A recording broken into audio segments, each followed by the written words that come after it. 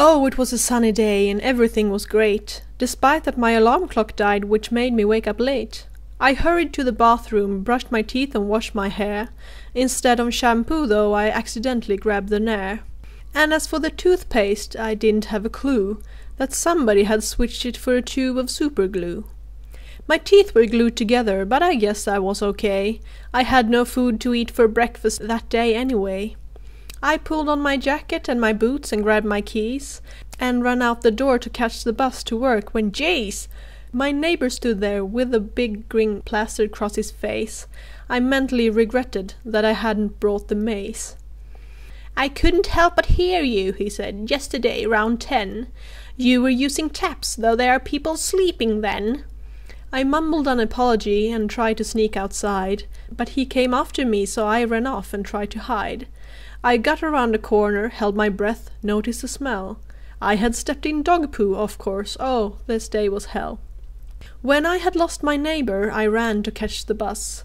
It left about 10 seconds before I got there, so thus I had to walk to work, but I suppose that was good too, 'cause it gave me a chance to get the dog poo off my shoe. When I walked past a puddle, a car came speeding by. A second later, not a spot on my body was dry. I finally reached work and trotted casually down the hall, and then my boss saw me and had me pinned against the wall.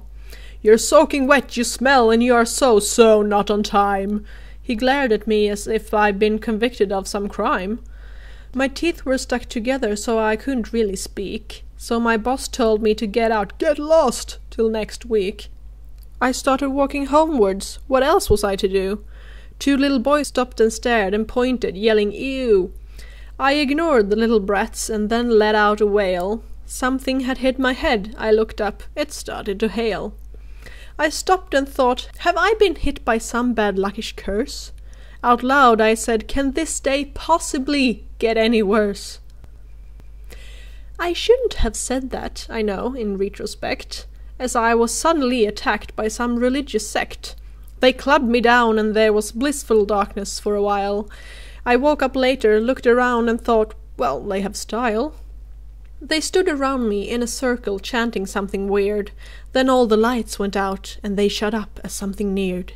It was an evil presence, that much I could feel. Someone behind me grabbed me and I was forced to kneel.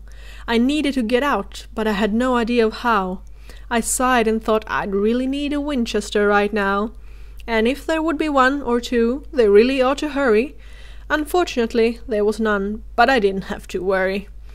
'Cause that was when the aliens chose to beam me up.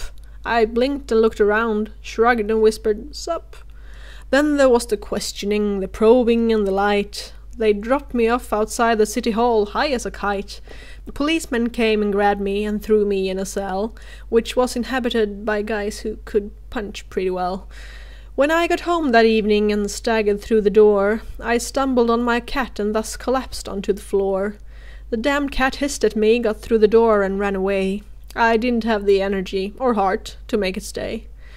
As I thought about the day and held my aching head, I thought some days you really should just stay in bed.